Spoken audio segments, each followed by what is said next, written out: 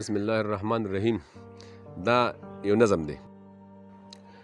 مولوی صاحب جنازه کې په اسخات خبره وکړه، خطیب منبر د پاسه په زکات خبره وکړه، مفتی صاحب مدرسه کې په خیرات خبره وکړه، یو شیخ خلوت خانه کې د خپل ذات خبره وکړه، عامل د خاپیرو او د جنت خبره وکړه، یو پیر د مریدانو د سوغات خبره وکړه، مرید د کامل پیر د کمالات خبره وکړه، زاهد پکې د ذکر او عبادت خبره وکړه، سپینګری منجور په مزارات خبره وکړه، ریټیر په پنشن او مراعات خبره وکړه، زمنګ ګوګوشتو په خواهشات خبره وکړه،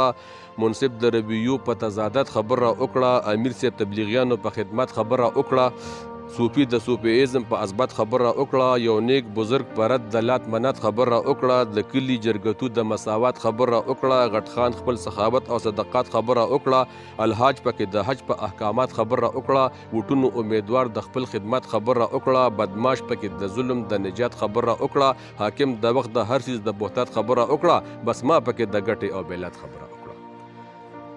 دویم بندي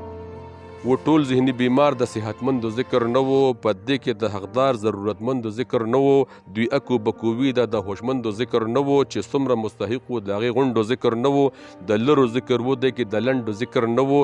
د پیو ذکر و دی کې د کنډو ذکر نه و، د بیرو ذکر و خو د کرکنډو ذکر نه و، د ژبې ذکر و دی کې د شونډو ذکر نه و، د چرګو ذکر و دی کې د انډو ذکر نه و، بادارو ذکر و دی کې د شنډو ذکر نه و، ګلقندو ذکر و خو د ارخنډو ذکر نه و، د ملاس د ذکر و دی کې د منډو ذکر نه و، د پټو ذکر و خو د بربنډو ذکر نه و، د سختو ذکر و خو د ملنډو ذکر نه و، چې دوی وي کنستلې د هغې ډنډو ذکر نه و،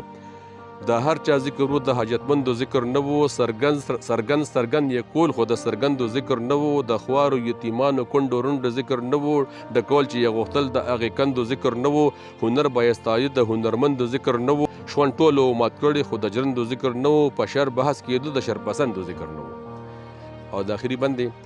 د هر وګړي سوچ دغه د فکر ترجمانو، په تله د منطق یې پوخ تللي خپل بیانو، په هر څه پوهېدل ناجاڼه کړی یې خپل ځانو، د جنګ په ناګزیره مفاداتو د جهانو، د پاخه دلیلونه او هر یو پهلوانو، کلک غشې د غرض یې پوخ تړلې په کمانو، دوی ځان پوره کوو کو د هر چا پکې تاوانو، په حق وینا د دوی په هر قدم باندې نقصانو، مری د انصاف بنده به زحمت نه په لړزانو، د کونډو د بېوسو د بېکسو هی سورانو، دا وچې د جنت ټیکټ بیخي پکې ارزانو، د جایز او ناجایزه بحث هم په جار روانو، د هر یو سفید پوش خولې نه د لاړو جوړ بارانو، هر تن په خپل ضمیر کې بس د خپل زخم درمانو، په ځمکه یې قدم خو نظر یې په اسمانو، بس داسې ښکارېده چې په غضب هر یو انسانو، هر تن په هر قیمت خپل حقوقو نگهبانو، ثبوت د هر یو لاس کې د حدیث او د قرآنو، خپل خیال او عقیده کې هم هغه بس مسلمانو، خپل خیال او عقیده کې هم هغه بس مسلمانو، باقی یې په هر چا باندې د کفر پوخ ګمانو، تور سپین او شنو پټکو باندې روان ګرم بیانو، تار تار ګریبان په لاس قاضي ولاړ ورته حیرانو. والسلام.